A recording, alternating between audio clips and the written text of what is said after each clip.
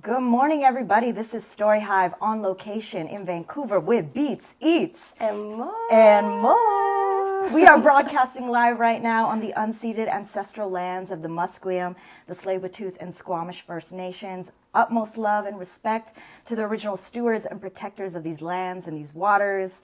Also, a big shout out to TELUS STORYHIVE for powering today's episode. My name is Kazi, and I'm joined today by the one, the only, Ciele Beau. Hey, a Vancouver-based multidisciplinary visual artist and musician whose work spans painting, illustrations, murals, and design. You've likely seen her bold and playful murals throughout Greater Vancouver area, in parks, on picnic tables, on large-scale walls, and more. Alongside her public and commercial work, Ciele's art practice is shaped by synesthesia, a sensory crossover where sound becomes color. Through her sound-to-color method, Ciele translates songs into bold visual compositions that unfold in musical time, inviting us to experience sound and art in an entirely new way.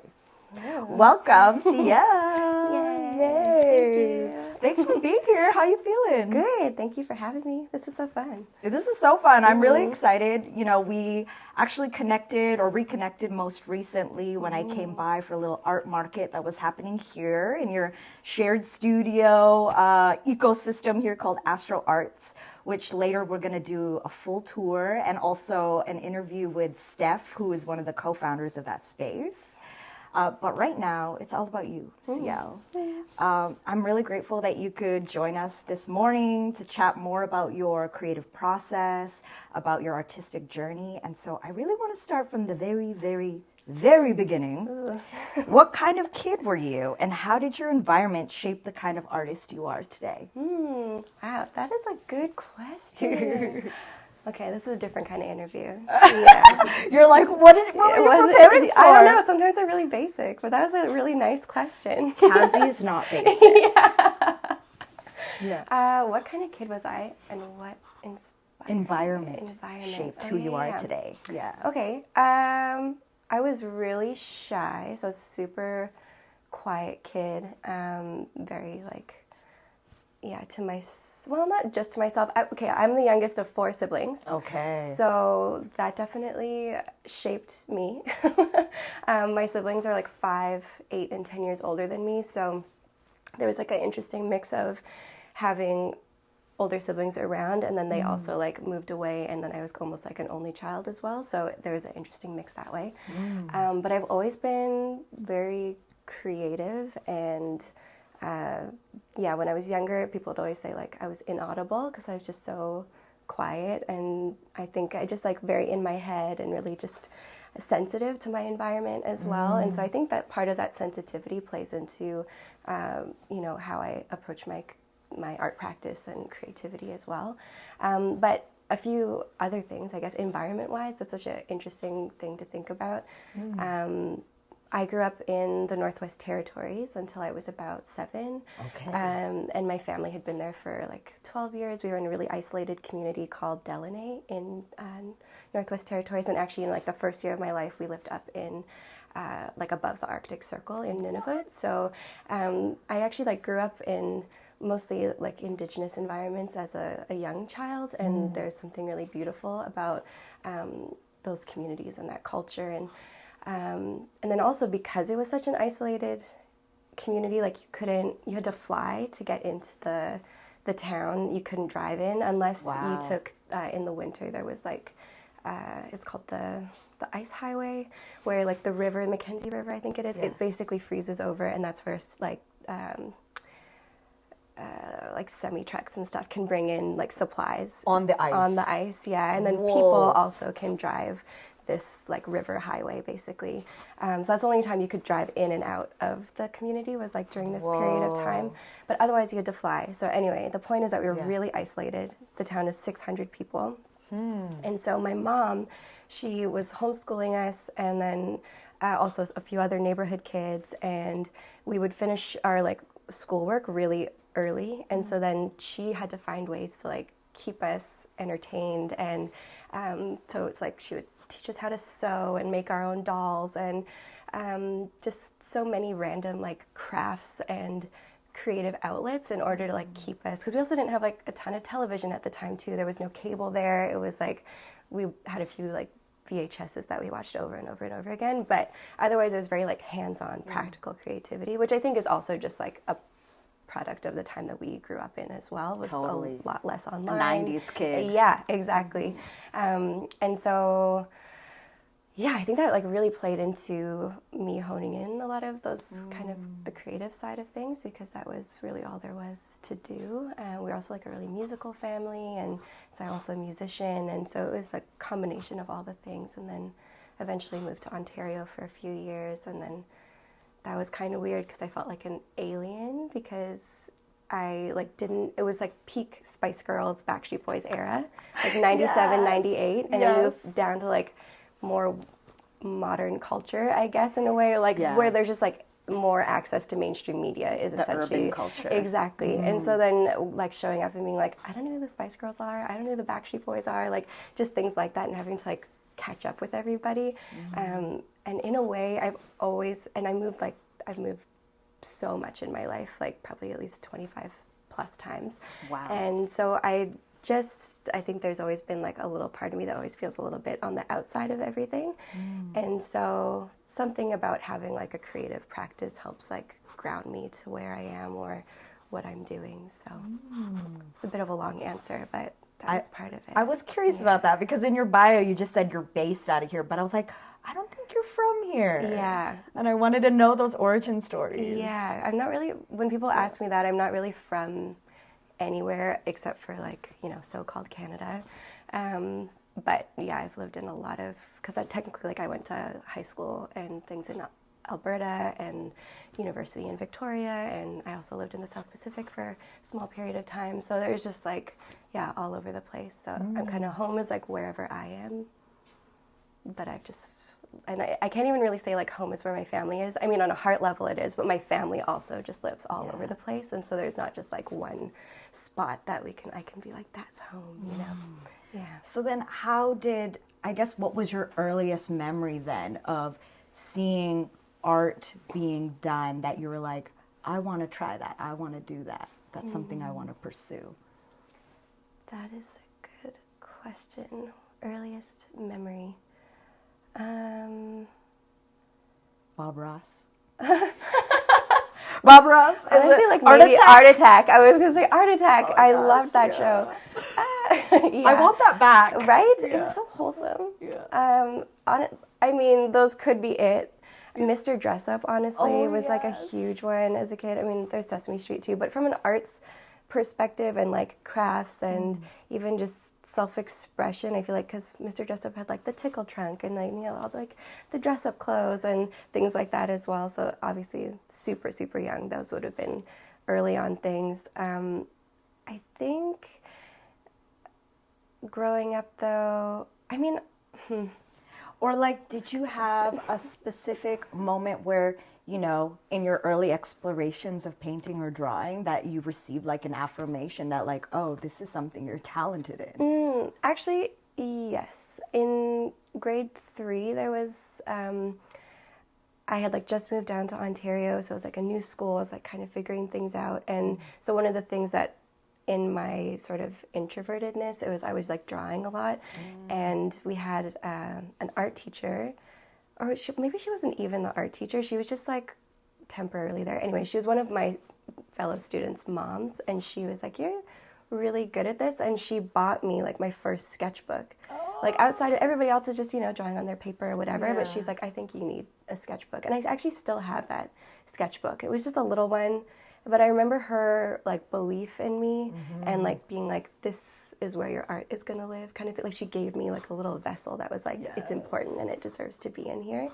That really meant a lot to me. And I still think about that sometimes. So I'm like, I wonder what would have happened if she hadn't given me that sketchbook and like specifically told me that she thought that there was something there, you know. I love that. Yeah, it was really special because I don't remember her name really, and I don't know like but it was like one of those moments that just sort of like sticks with you, you know. Big shout outs to every person who's ever done that for young people, or, you know, just seeing something special and going out of your way to invest in them.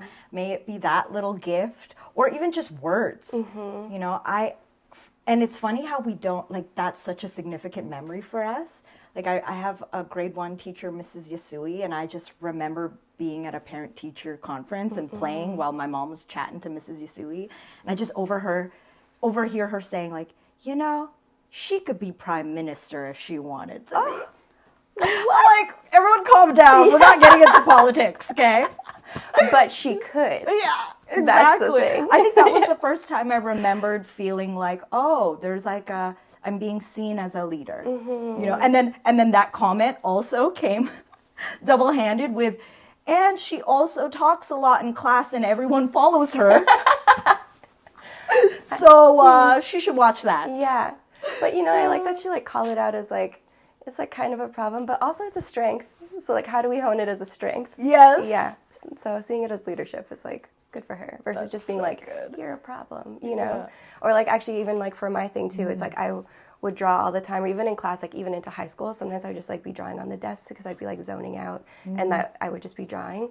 And for some people would just see that as like inattentiveness or whatever. And then there's other people who are like, actually this seems to be how you're focusing and it looks like inattentiveness, but actually you're distracting your brain so that you can listen to something else, or seeing like the strength in whatever the behavior is. Totally. You know? So I think that's like important, and that's also like what makes really good educators and mentors and things as well. Yes. It's very important. Like recognizing and being able to see the other ways that people learn best and like choosing to cultivate that. Yeah. That's good. Totally. What were your other sources of inspiration or mentors that came along your path? Some other mentors. Especially as you started to know, like, oh, okay, this is a skill or that I want to master, or this is a lane I want to continue down. I think with most of my life, I kind of was very halfway split between music and art up until even just probably up until the pandemic. Then I kind of had to shift a little bit, but both things went like really hand in hand for me. And so one particular mentor that really stands out, I had a piano teacher in like junior high school who he was just so awesome. His name's Joseph Lai, and he's in Edmonton, and he's a really amazing classical piano player. I'm just throwing that out there. Wow. And we would like, I mean, I learned piano, and he's a really great teacher, but more than that, he became like a mentor, just a general mentor. Like we would spend half our time talking.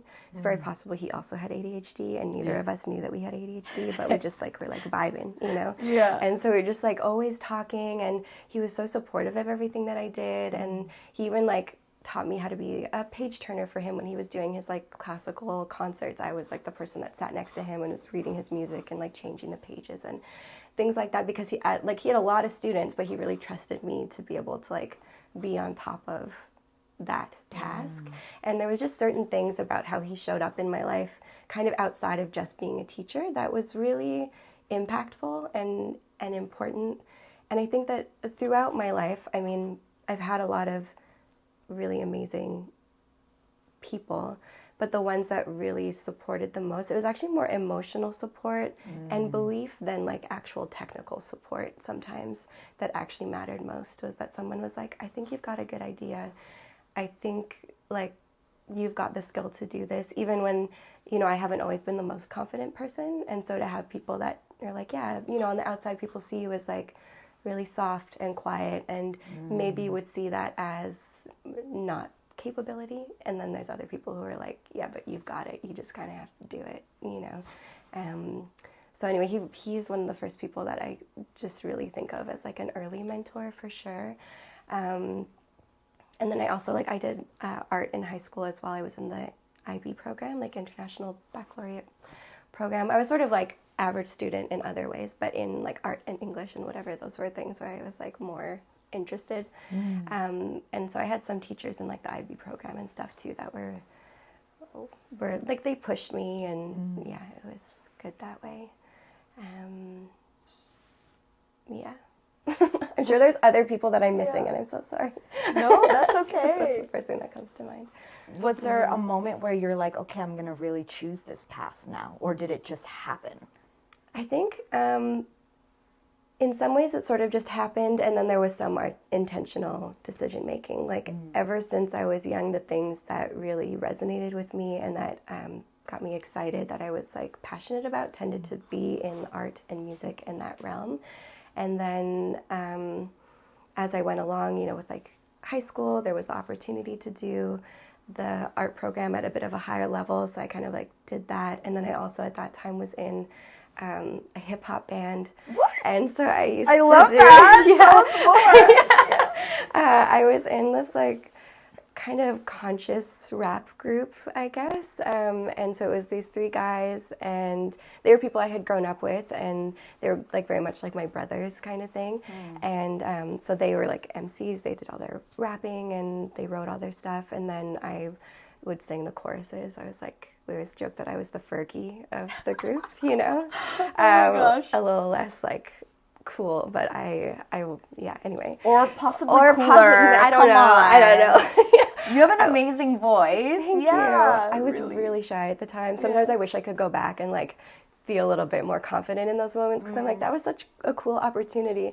But it was still like really fun to do, and it taught me a lot about, you know, collaboration, working with a group, even just like as someone who tends to be, I performed a lot when I was younger, considering it's not a comfortable place for me to be, and yet there's something in my like makeup that wants to be seen in a really big way. And so that's like definitely a very big like personal struggle, where I'm like, I don't want to be perceived ever. And then on the other hand, I'm like, please look at me. Not me, but look at what I'm like, what I have to say, or like the work. That's more important. It's not actually about me. And I think that's where like that it's a very thin line though. And so I could get into that more around like why I chose art over music a little bit as well, because there's some stuff there. But yeah, so I was doing the hip hop thing and writing a lot and singing, and that was all in high school. And then for university, I think I was, there was nothing else I really wanted to do in university other than go to art school. For me, in terms of like going and making it worth the time, I was like, I don't know, this just feels like the thing. So I did it. I went to UVic for their art program. It was a great program. I think art and academia sometimes doesn't always mix super well. And I actually didn't paint for like 2 years after I graduated, because I was like broken in a way from that experience. But then I came back from it and was able to like see what some of the learnings were in a more like practical way, and a less. Yeah, and I actually developed this like painting style while I was in university, so I'm really grateful for that time. Oh my gosh, there's too many questions I have within everything you just said. Sorry. No, it's good. I'm just trying to keep track of it. Yeah. This is part of my job, you know, tracking. Okay, when you say art and academia, like what does that mean exactly for somebody who's never been to art school? Right. Like how would that, I mean, I've heard that from some people, you know, where school kills the drive, but like in your experience, why that? Yeah, I think it all has its place for sure. I'm grateful for the experience I had now that I've had time away from it. And sometimes that's just life. Sometimes you can't see the lesson until you've like stepped away, or in your immaturity or whatever. But, you know, when people are like, oh, you have to go to art school in order to be an artist, but it's like, absolutely not. I think that there's so much validity, and also just like being an artist and continuing. You don't necessarily have to do it for school. I find within the lens of academia is just so specific, that, you know, the people that you're learning about and the types of art that you're learning about, all of that history is really important, and I'm glad that I know a lot of it.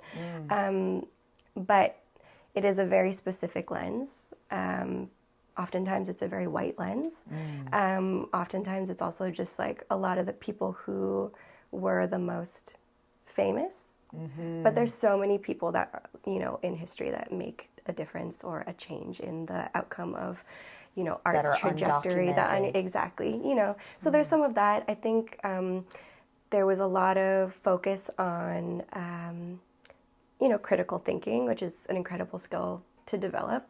And there was a lot of focus on not necessarily your like technical skill, but your ideas.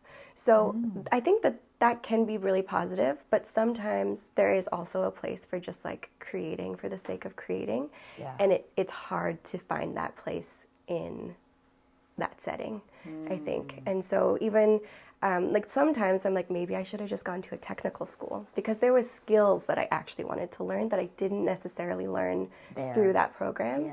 Yeah. But I did learn a lot about like bigger ideas and, maybe it's not the most technical thing, but is it saying something? Like there were people that were painting there that were like photorealistic, whatever. And I was just like, oh my God, I could never, this is incredible.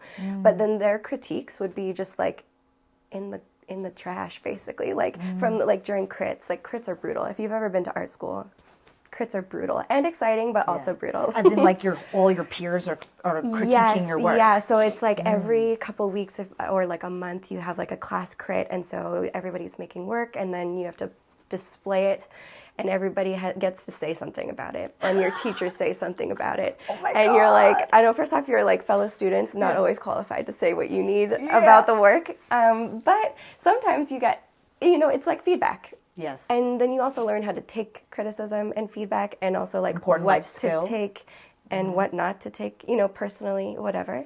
But I was at the time like really surprised by some of the people who had insane technical skill, who it would just be kind of like, this is a pretty picture, but what's it saying? And at the time I was like, I want to make a pretty picture. Like, I want to do that. But then now I'm like, I kind of get it, because when I go to, everything has its place. Let's just say that. I don't think there's any such thing as like good art, bad art per se. Like if it resonates with somebody, then it's done something. And if it's spoken to somebody in some way, then it's done something. And that's all it needs to do. If it only speaks to the artist, even that is okay, because they're expressing something. So one person in the world needed that expression. Maybe it saved them and nobody else gets it, and that's okay. This wisdom. Yeah. So I just like, I don't know, so the school setting, bit weird, but also it like grinds you in a way that I think I wouldn't necessarily be the artist that I am now. Yeah. Because what I was going to say was that, sometimes now I see some pieces where I'm like, yeah, it's just pretty. And that's okay. Sometimes those things really resonate with me, and sometimes I'm like, it's lacking something though, because it's just an observation. So as a practice, making something just from observation is like totally fine, but it doesn't always like give people something to hold on to, or like a tangibility about a deeper heart thing, And so for me, that's something that's really important, is what am I trying to say? And if I'm going to make something that's like just pretty, does it also have some kind of value to me, But obviously it's all very like subjective. So, yes. Yeah. Wow. I love all of that. Yeah. I want to jump back now to the part that you were talking about, how you don't want to be perceived, but that you want to be seen. Yeah. And I resonate with this because there's a reason why I go by Kazemi Houdini, right. the Houdini vibe, She's here and then she isn't. Yeah, and that there are very specific contexts in which, like, I definitely don't want to be watched, which is funny because I get a compliment a lot that people think I'm a really great dancer, but I don't like being watched or performing. It makes me really nervous and I feel very vulnerable. But then at the same time, if I'm like public speaking, I feel comfortable to do that because I feel like what I'm speaking on is beyond me. It's not. It's actually not about me. Right. So I love how you phrase that and worded that, and I would love for you to explain a bit more about how you came to learn that about yourself. Yeah, it's such a weird dilemma, like personal dilemma. I think, like I mentioned, like pretty quiet kid, generally a fairly quiet person. I mean, now I'm a lot more outgoing, and if you get me in the right context, I can like totally be loud and whatever. Yeah. But generally, the feedback that I would get from other people is like, oh, you're so quiet, you're so blah, blah, blah. And so when you hear that back, even if it's true, sometimes when you hear that feedback, you start to be like, okay, well, I'm a quiet small person, you know? And so there's something about like that inner identity that kind of has always been a bit of it's a part of me, and then also there's a part of me that's like, but I really want to express, and I want to have things to say, and I want to be heard, because a lot of times people can't hear me because I'm so soft-spoken, and so there's a very literal part of me wanting to like be heard, but then also like a metaphorical wanting to be heard as well. But I don't necessarily actually like being the center of attention, and so there's a weird thing with doing art and music where you know, in those early days as part of a group, it was fine because it's like you kind of just have your moment, and it's for the progress of the song. That's your part. Everybody's playing their part. It was like a collective thing. But then once I moved into doing solo music, which I love, and I need to get back into music because there is a part of me the last couple of years that hasn't done it so much, and I'm like feeling that yearning of like needing to express that way. But I just, there's something about with music, you become the product, not necessarily the music. Like to promote your music, you kind of have to promote yourself because we live in such a visual world, like with Instagram and everything for promotion is also visual versus like the music doesn't just speak for itself. You have to have a picture of something in order to promote the thing, and usually that ends up being yourself, right? And so sometimes that's fun, and sometimes I'm like, like I don't want to do it, you know? Whereas with art, it's already visual, and it can sort of speak for itself. The concepts can speak for itself, and I can be a little bit like divorced from the art as a person, you know? I mean, I want people to know that I made the art, or be like, hey, you're that person that did that thing. I mean, that always feels nice when people recognize that. But as like being the central drive or like focus of what I'm doing is not it, you know? And so, and sometimes makes me like very uncomfortable. I don't know what that is. I talk to my therapist about it or something, you know? But yeah, it's a very interesting contrast, inner contrast. Well, I definitely agree with you that like a basic human need, I think, is that we all want to be seen. You know, we all want to feel valued within a space, whether we're speaking or whether we are, you know, sharing something that's vulnerable to us, which is our expression, our creative expression. So I think there's an aspect of that. But then for some of us who might be a little bit more shy in other regards, there's an aspect of like, the part about being perceived is also that it's somebody else's perception. Therefore, you are putting yourself in a situation vulnerable to judgment. And then like having to counteract that or defend that, like that's then the human practice of like, I'm not going to care what people are going to think. Totally. You know? It's a whole range of human human emotions and psychology, et cetera, et cetera. I would love to actually tap more into your visual art. And for me, when I've experienced your work, whether I've seen the murals or your paintings on picnic tables, like the work is joyful, you know, of what I've seen so far. And I love the color palettes. And I'm curious to know a bit more about how you've developed your sense of style and aesthetic. Yeah, I don't really have an answer to it, to be honest. I think some of it just comes from making the work over time. I mean, technically I've been doing this since I was really little, but in a very practical way, I've been doing this for like at least 18 years, you know? And so I think like I remember in university and stuff too, I was like, what's my style? Because I can do a lot of different, we can all do a lot of different things, but it's like, okay, what is the thing that you're going to focus on or hone in on? And I remember watching a lot of YouTube videos that are like, this is how you find your style and like blah, blah, blah. And like for art specifically. And I'm just kind of being like, like it just didn't, it was, you know, nothing ever came of it. And the thing that actually makes a practical difference is just the more that you do it, because you have to practice and you have to experiment. And then it's like with anything, it's like the more that you do, then it starts to kind of boil down into something, you know? And so I think that's kind of how it developed over time in terms of like a bit of like the last 5 years especially, I think a bit of a style has really emerged from what I've done, but it's just because I tried a lot of things. And then there's also things that are just like innate to me, I guess, as well.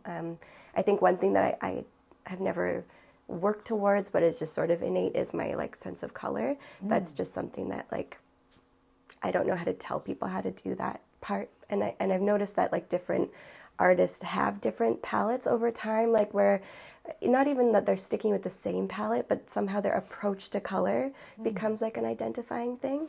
And I've heard people say that about my work, because sometimes I'm also like, I don't know what my style is, but then people are like, but it's your use of color that I notice first. And I'm like, that's very interesting, because that's not something that I have like actively set out for. That's just something that's sort of there. So I don't know. I think, yeah, finding your style is sort of, some of it's work, and then some of it is just kind of like digging for the like what's innate in you to come out. And being willing to experiment and explore and then see how it feels when it emerges. Totally, yeah. And I mean, like, you're right, like a lot of the work that I do is like very colorful, very joyful. Like that's something that is important to me in terms of like leaving people with a certain way of how they're feeling or whatever. But within this last year, like I started doing some slightly moodier pieces and stuff as well. Like there's some on the wall behind you that are like just a little darker color palette, and even the themes are maybe just a little more introspective, a little more moody, whatever. And some people being like, oh, you did that? And I'm like, yeah. And I'm like, oh yeah, we can all do a lot of things, and I can still do a lot of things, and it's okay for me to experiment with new things as well, especially when you've been doing something for so long. And what I've noticed that I'm like, I love what I do, but my commercial work is the very like bright poppy stuff. But then I'm like, well, what is it that I also really want to be saying in my own expression as well outside of that? And so then there's this little like offshoot that's starting to happen for me as well. So that's exciting. Just like that shift, that change as we grow, and It's entering your 30s. Yeah. We're deep in the 30s. Yeah, we're deep in the 30s. Let's say entering, because it sounds nicer. No, I'm just kidding. I'm actually so grateful to be alive for as long as I am, because that is a privilege. So, JK. Okay. Do you ever feel blocked from creating? And if so, in those moments, what do you do to turn, or what do you do in order to become unstuck? Yeah, definitely. Definitely. I think... sorry, I have like 5 answers. I'm like, what do I want to say? I think creative block has looked different for me throughout my life. I think in periods where I wasn't in as much of an active practice or like flow with art being my actual work, like income work and business, if I left painting for too long, I would almost feel like I couldn't do it anymore every time I went back to it, because it was like, oh, I haven't painted for 3 months, must not know how to do it anymore, or like it's just dramatic, it's gone, just so chill. And I think also some of that too, and I think a lot of creatives struggle with this, is the sense of like perfectionism and wanting to that everything that you make is like the perfect masterpiece. It's your best work every time. You're not going to make any mistakes, like that type of thing. And at least that's definitely part of some of my inner dialogue that I've had to work through over the years. But, over time you learn that not everything is going to be a masterpiece. Everything is practice until it's finished. And so that's just part of the process, is making the work. And so sometimes you just have to be willing to show up and make something that might not actually be good. But it's okay, because it's going to inform the next thing that's probably going to be awesome. And so that process and getting over that mental hurdle, I think, is actually the biggest thing with creative block. It's like such a mental game. One thing though, that as I've like been doing this for as long as I have and just continue to keep doing it, and especially when have to be creative for client work, because you have to be creative sort of just on a whim and so quickly. And again, like not everything is going to be perfectly what you might want it to be as an artist, but it's going to be perfect for the client. And so those are also 2 different approaches, like your personal practice and then like a business practice. They're kind of two different things. And I found that having to create client work has just really strengthened that muscle to be able to come up with ideas faster, to just pick up where I left off a lot faster. But it's definitely, I would say it's like a muscle. It really is a muscle. Creativity is a muscle in some ways. And so exercising that, you know, the more you exercise it, the easier it is to lift it, you know.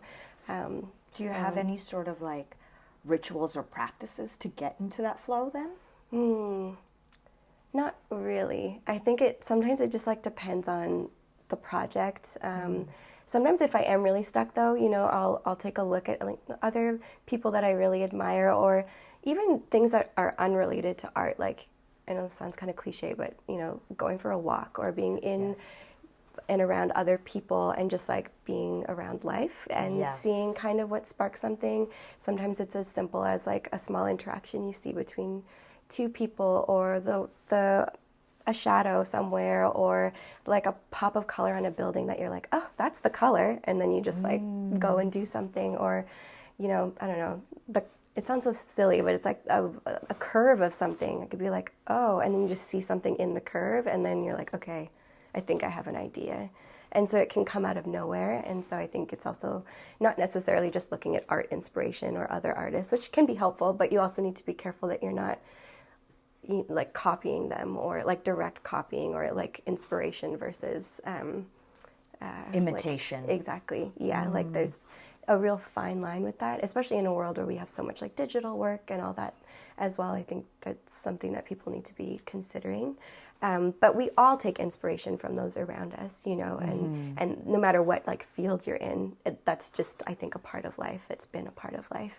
But I think also finding inspiration outside of the like lens that you are going to have to work in, you know, is like actually important.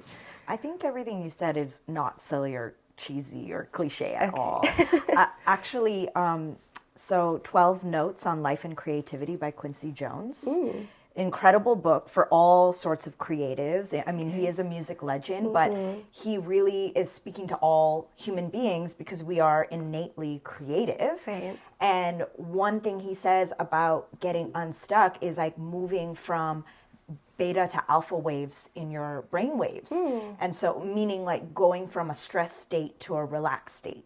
So like going for a walk, like having a conversation, those are all relaxing things, you know? And, or even like for him, he talks about how he would just like close his eyes and rest his brain until he was at the point of almost falling asleep. And then a sonic idea will just come. And maybe some people who are watching this right now might even relate to like that moment where you're about to fall asleep and then all of a sudden you're like, I need to write that down.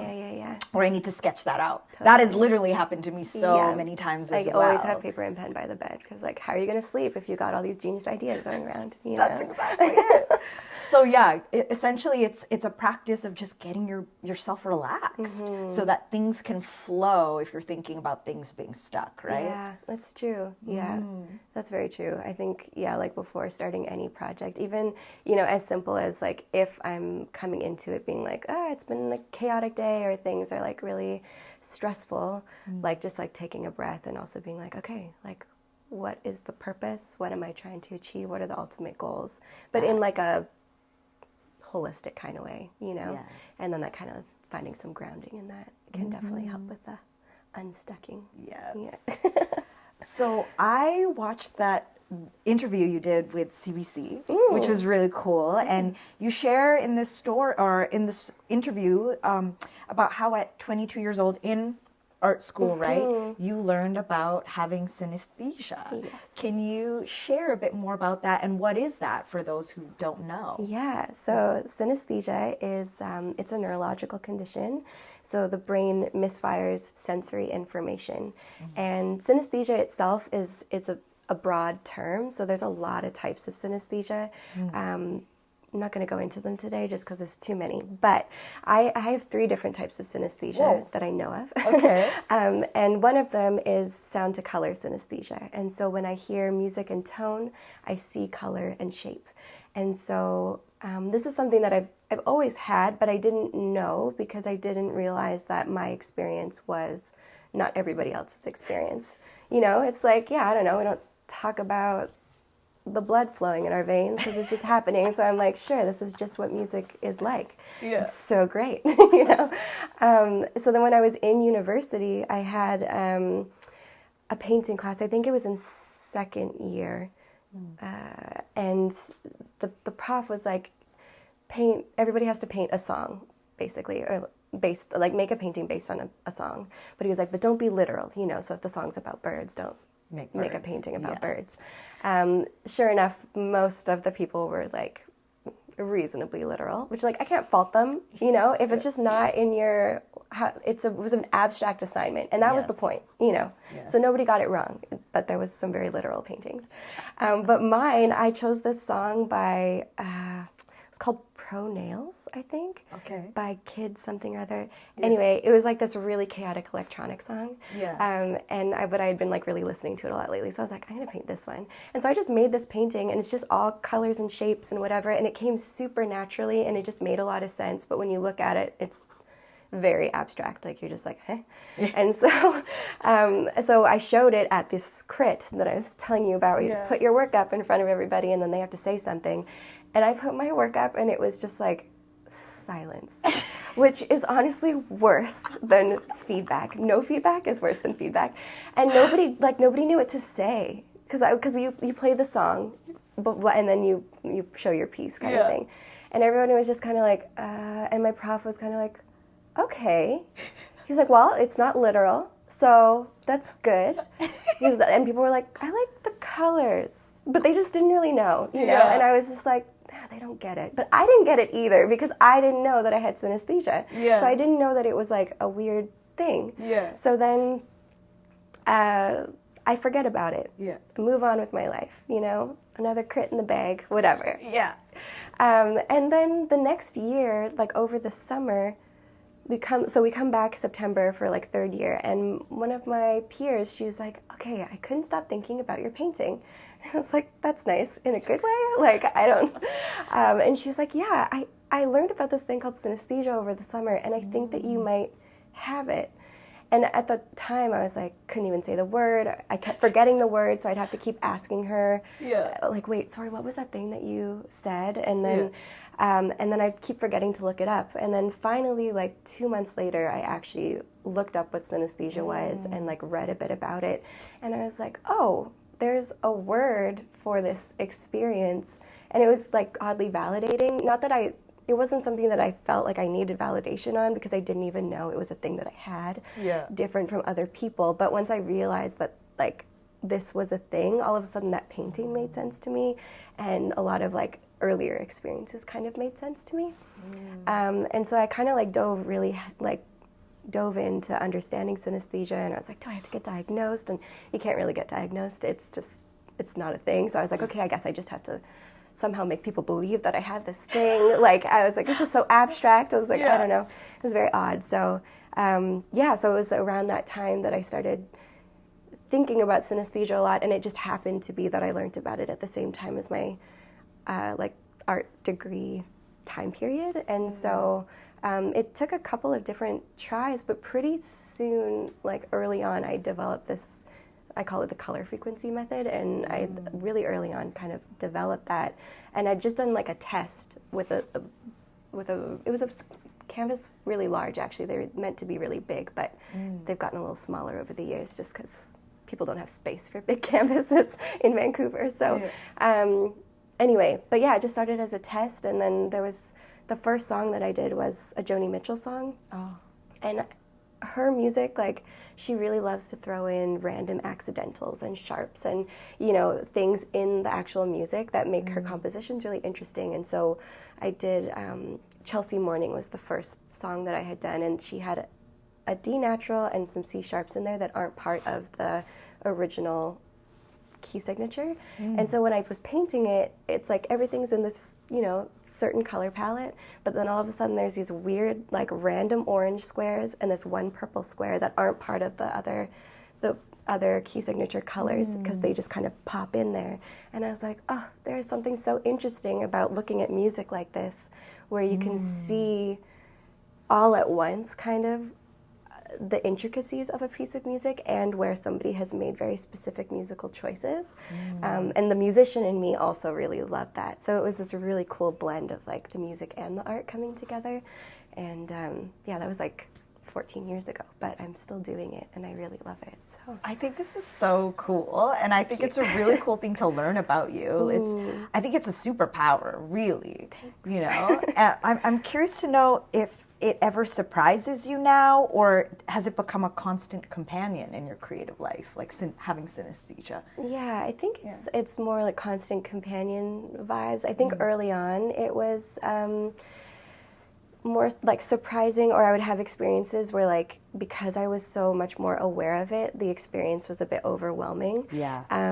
But I think in some ways it's kind of like always just playing in the background now. You know, like when I go to do my paintings and stuff, I really like hone into it and bring it forward more. But yeah, it's always just kind of there. And I mean, I make more of my money with my like commercial work, but I always try to make time for I consider it my like fine art practice, the synesthesia work, and that it just like the practice itself means a lot to me, and making them is very meditative, and so there's something really nice about the process, and it's a bit of a formula too, and so there's something nice about knowing, like I know my process and I know what I'm doing, but I also don't fully know what the actual full painting is going to look like until it's done, and so that's exciting for me, because I'm like, I know the gist, like everybody else who sees my work, like they know the gist of what's going to happen, but until it's like all on the canvas and all the colors are painted, then I'm like, ah, there it is, you know, and so that's really exciting.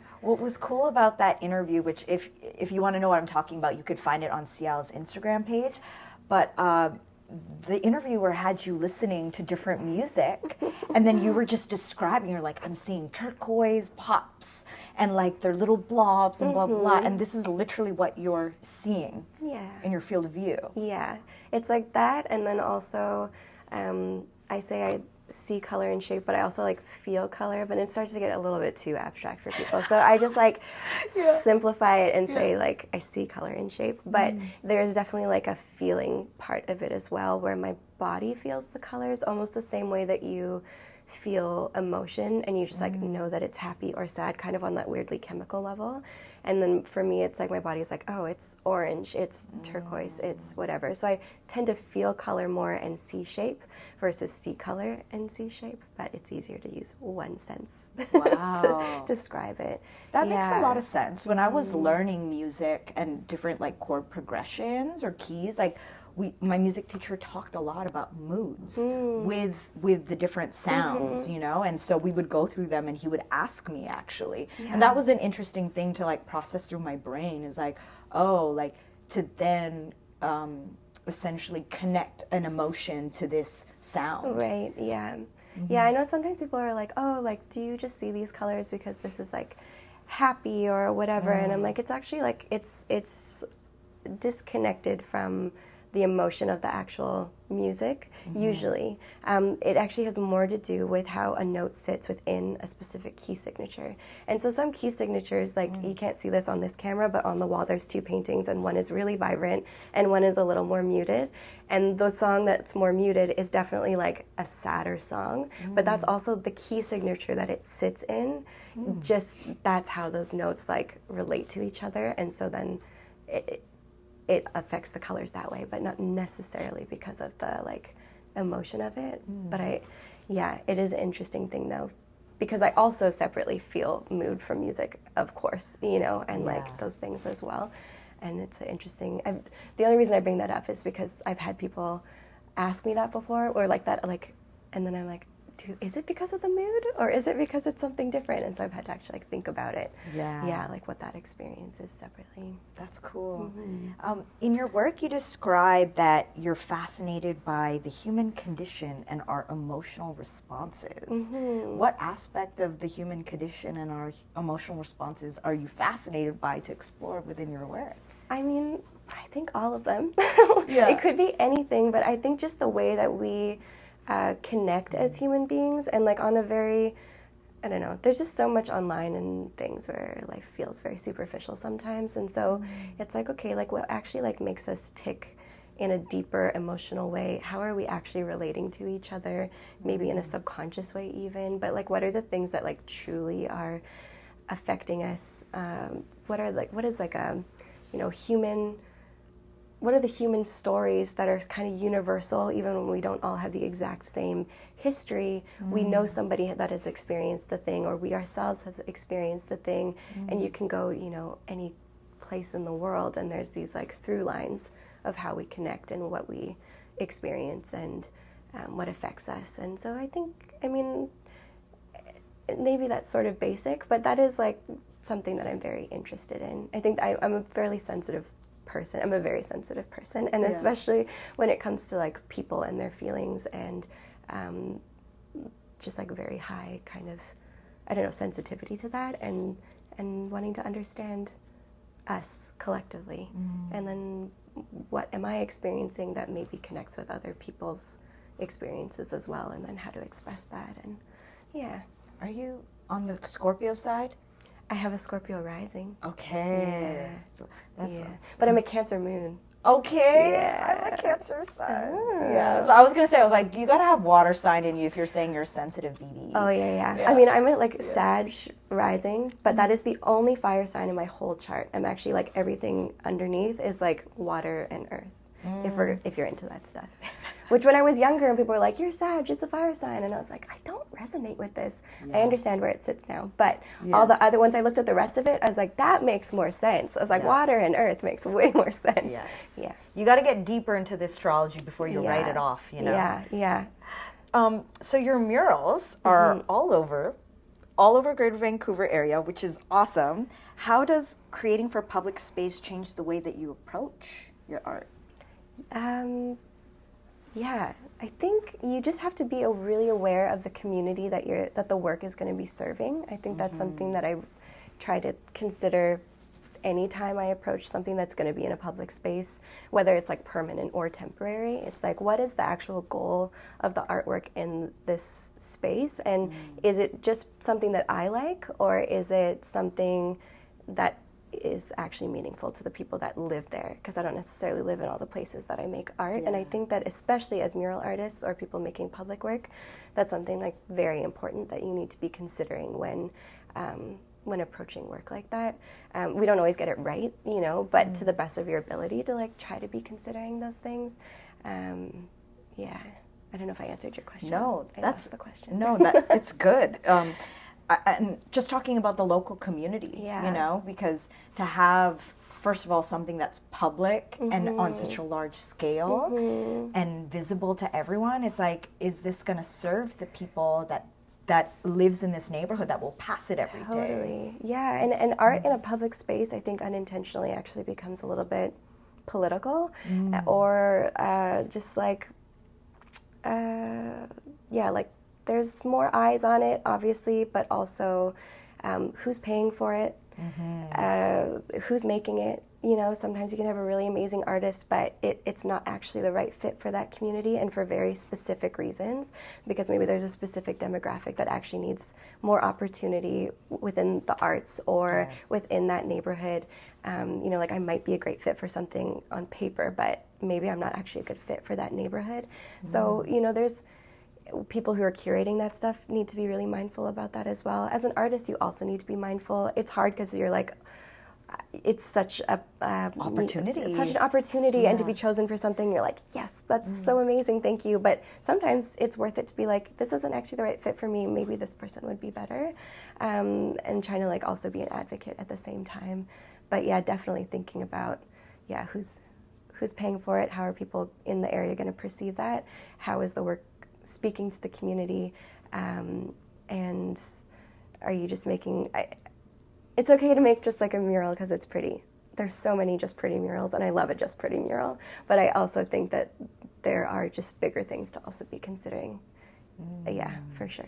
For you yourself, what is that? I mean, it's a lot of the things that I said, but just, like the community, who are the people, Sometimes something that's like cheeky and fun in one neighborhood is like totally okay, and maybe it's not in another because of, you know, different hardships that one neighborhood might go through versus another or something. Or you actually need more levity in an area. You know, I don't know, there's just different things to think about. So would you say in your process you do that research of that neighborhood first? Yes, that's part of it. And usually like if I'm being commissioned by a client, they will have some of that already, like things that they're already considering and things to think about. But just also because a lot of the work that I do is in Vancouver, and I've lived in a number of the neighborhoods in Vancouver, and obviously we all know people in different areas of Vancouver, and just being familiar with what some of those neighborhoods are. You know, even right now I'm doing a billboard for a developer in East Van, and they specifically wanted an East Van artist so that it could speak to the neighborhood, and I had a lot of conversations with them around, I mean, they had already done their research, but then even when I was approaching the illustration that I wanted to make, I was like asking my like Instagram community, like from East Van, like what are things that really feel like East Van to you? And even just in some of like the copy that we were going to put on the billboards and stuff, I was like, you know what, I think East Van's going to be really pissed if we say that. I think it's not going to read the way we want it to, or things like that, where it's just like trying to be super mindful about who it's serving and how those people are going to, because sometimes it's not just art. Yeah. Sometimes there's like a bigger, when people are lacking housing, and then there's all these new developments and people can't afford to live in them. Yep. How are they going to feel about that? But then also listening to like the client and being like, I hear where you did all your research and where you're actually really trying. Like this is going to happen. So how are you trying to like merge it with the community, and seeing like really positive things from that too? And so then just trying to like bridge. Yeah. That's just me personally. Yeah. I don't know if all artists do that, but that's definitely something that's really important to me because I really care about my community in East Van, because I live in East Van. Yeah. And I love East Van. It's where I was raised. Yeah. I rep East Van all day. I love that you said that. I think there's so much that other artists or people of actually different kinds of art disciplines can learn from what you just said. I especially appreciate the part where you talked about essentially advocating and bridging between the communities and the clients, you know, because what you're putting up there, especially because it's in the public and it is in the neighborhood, in a sense, it's like we all feel like that's kind of belongs to us. Totally. You know? Once something is in a public sphere, like a mural, sculpture, whatever, it's no longer yours. And I had to learn that really early on, actually. Once I'd done a mural, it was like, that doesn't belong to me anymore. It belongs to the community. And I think that's a whole other part of it. It's like, okay, well, when it's divorced from you and it becomes the community's, what did you leave them? What do they have to take ownership of in this like piece? And also the bridge thing, like not all, the client doesn't always know how to do it. And so I think that is the job of the artist, if you can be that person, especially because a lot of artists tend to be more on like the grassroots level, that if you can help bridge, you know, more like corporate thing with the grassroots thing, then that can be a really important job. Especially if the client is willing to listen. Exactly. Yeah, this client was really willing to listen, and I thought that was really beautiful, because not all of them are. Yeah. It's true. Yeah. And also on the artist side, sometimes we're on the extreme side where it's like, no, this is selling out and blah, blah, blah. But actually sometimes it's that both just don't know each other, and there isn't a bridge that exists. Totally. You know? Yeah. What are you most proud of at this point so far in terms of like what art piece or artwork you've done that you feel most proud of? I think on a personal level, definitely the like synesthesia practice is like one of my favorite things that I get to do. I did a solo show this past year called Endure Everything, and it was like done in 3 acts, and it was all paintings that were musically, the songs that the paintings are based off of kind of took you through the journey of like your life completely falling apart, and then that sort of like middle in between searching kind of phase, and then like finding the hope on the other side. And I just come out of like very tough couple of years of like basically like my whole life falling apart and having to rebuild. And so there was something really cathartic and beautiful about putting that body of work together. And also just like the response from other people was really nice too. Yeah, and then, well, during the pandemic, I did one mural that was on Robson Street. It's not permanent, so it's not there anymore, but it was like this alien girl in like a robe, and her hair is in a towel, and there's donuts and all the things, and a book that says how to survive the pandemic, and then on it just said like, you're doing amazing, sweetie. And so it was like a really kind of cute way of like bridging some pop culture things that were happening at the time, but also like where we were at. And there was a lot of people who saw that and were just like brought levity to a pretty heavy situation.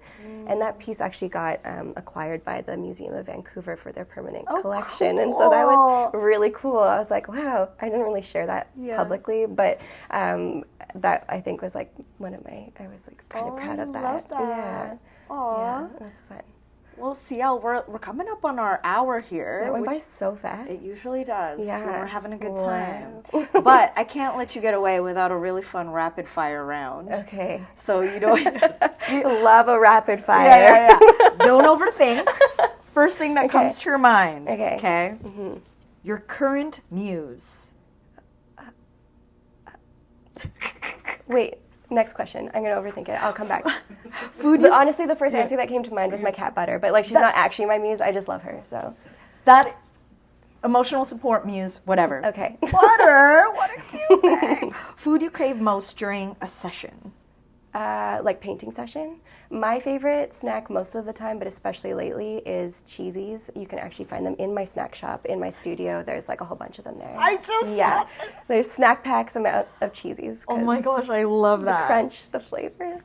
I literally bought a bag of those from when we talked at the art really? market. Yeah. Oh yeah, because I brought it. Yeah. So yeah. So good. She knows. Yeah. Mural you pass often and still love. Ooh.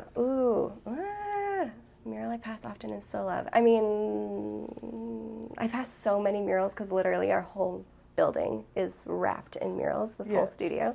But, oh my God. Don't overthink. Okay, it's really hard to ask a mural artist that because then I'm like, there's 100 murals I love. But one that I really love is it's in the back parking area, and it was done by Cole and Kyle and Maeve that are in my studio. Oh, and Enki. Anyway, it's this very cool, like, futuristic looking war apocalypse type mural, but it's also based on a like art history style painting, but they like modernized it, and it's really sick. And every time I pull up to it to come to the studio, I'm just like, this piece rocks. So, I love it. Yeah. We're definitely gonna have to get a little clip of it later. Yeah. Okay, a song you'll never get tired of seeing. Ooh. That's a first question. A song I'll never get tired of seeing. I mean, I think the first painting I ever did was Chelsea Morning, and so sometimes that one just like really, I love that song a lot. But you know what, I'm going to say both sonically and visually, Always Be My Baby by Mariah Carey is just like such a good one, and I actually haven't ever painted it. It's just so good. And the colors of it are so fun, and that song is classic. It's so good. Morning light or golden hour? Ooh. I'm gonna say, I wake up kind of late, but I'm gonna say morning light. I know that's That's great. Go to reset when burnout creeps in. Like lights off in the apartment, in a ball in my bed, just watching TV for like hours. No phone, because actually I find the phone continues to contribute to the burnout.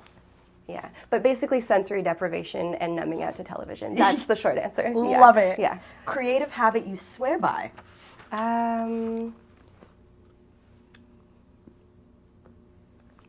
suck at rapid fire. Oh my God. No. Oh my God. Okay, creative habit I swear by. I mean, Humming? Is that it? Sure. Also, just like actually, for me, listening to music is there like, you go. I don't know if that's a creative habit, but it plays into my practice, and also when I'm like feeling a little, then I just like need to put music on. That is definitely a creative habit. Okay. Color combo that always works.